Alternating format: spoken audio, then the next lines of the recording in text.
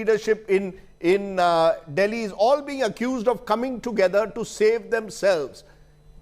How do you respond?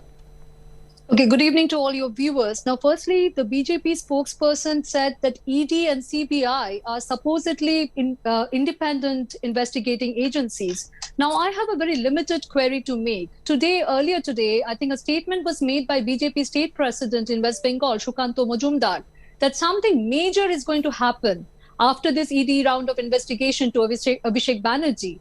Now, my limited query is that Shukanto Majumdar does not represent ED. How come he is in a position where he can predict what the next possible steps of ED will be? That's really surprising. And even after that, BJP spokesperson is making told claims as how ED and CBI are being used non-preferentially and they are being used against all corrupt political leaders. If that is the case, then what happens to a like of Shubhendu Adhikari, who was seen in camera accepting bribe, or the likes of Hemant Biswa Sharma? Remember, BJP had released a booklet accusing that he's a prime suspect.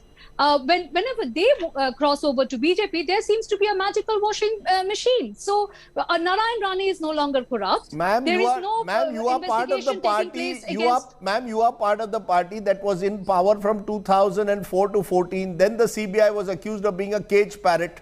Today you are accusing the BJP of using them as a puppet. You see, between puppet and parrot, people like us are asking, maybe all you politicians need to catch each other. Maybe that's the only way we'll clean public life. Mr. Sardesai, if you'll give me some uninterrupted time, sir. Yes. My limited point is that I would have accepted that BJP is on some kind of a crusade against corruption had they used the same yardsticks, the same process, the same vigor against their own leaders who have major accusations of corruption against them. When they are not doing, more than 3,000 raids have been conducted in the past 8 years, and yet we see a dismal conviction rate of 0.5%.